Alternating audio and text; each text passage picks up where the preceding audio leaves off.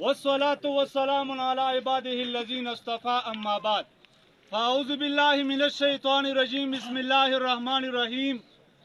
قال الله تبارك وتعالى خير الناس من ينفع الناس صدق الله العظيم اټول محبت سره درود شریف یو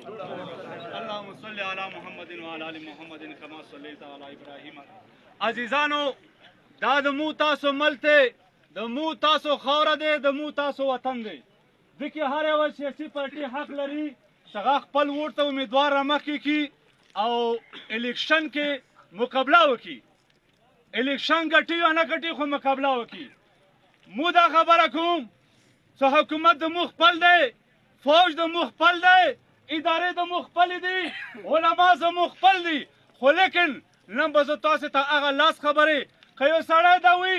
سوره زه په بدمشي باندې سیټ ګټم یا په خاندان باندې ګټم په بدمشي د خاندانو وختونه لوړو کله نړو په بدمشي سیټ ګټی شي عوام دومره نصبه خل وخه نه خوري خل ته مړي خوري مړي که د چا غریبانان وي خو هغه مړي خوري اول خبره دا دی قرآن کې الله فرمایي خیر الناس من ينفع الناس الله اعلان فرمایلی چې بهترین سړی هغه دی چې خلکو ته خیر ورسوي اټول اول خبره د عمران خان دور حکومت پیله خبره دا دی چې امن وکړي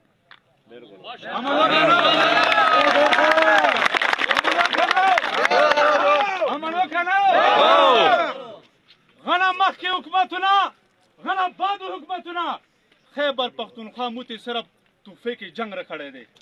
رکړی دی که نه موتی سره جنگ رکړی رحمت لویه مسله هغه د امن دی امن دی عمران خان نشته څو وخته وشو تاسې د من حالات تاسې وړاندې دی هر سړی دې باندې پدې ته تفصیلي ضرورت نشته دویم نمبر لویه مسله مو ته د معیشت دی معیشت مسله چې کله عمران خان کوشه اوړو توړه 1200 ته لوړه هره پارټي میدان ته راوړه الله کوزي کو الله پلان دی او ډینګ دی الله هغه دی او دغه دی عمران خان یو سړی دی یا به تا جیل ته وناوسو یا به مړ شي خو تی کنټرول کړه نه معیشت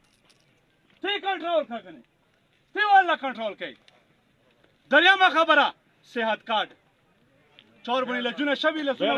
بالکل صحت کارت بله خبره څلورمه خبره دا دی مساجد و مدارس پر سولر سیستم مدرسونو جماعتونو باندې سولر سیستم یې ولګولی زما علما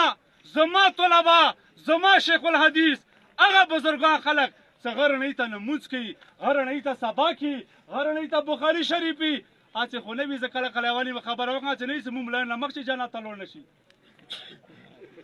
دا یقین وکړي بله خبره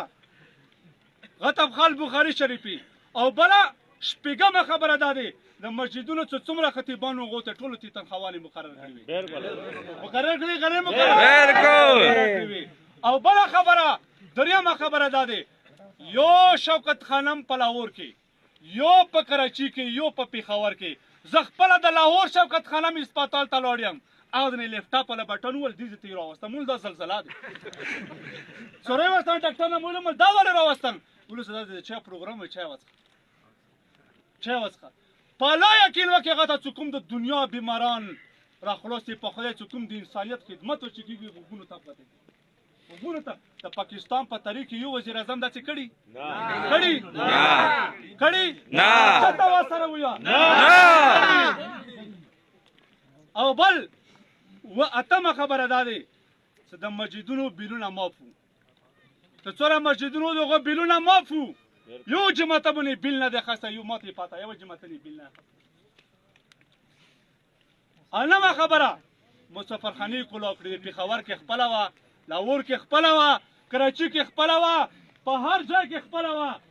کوهاټ کې خپله مسافرخانې وې خلکو چې مفتې مړیوانې خوړلې که ما نه خوړلی چا خو به چې خوړلی چې ما نه خوړلی چا دې خبره کې تاسې ما سره اتفاق دی هېڅ په سړیتوب به درته ځان خورې ری کړم که په زور خبره راشي اخر پښتون یم والسلام زنده‌باد زنده‌باد زنده‌باد زنده‌باد زنده‌باد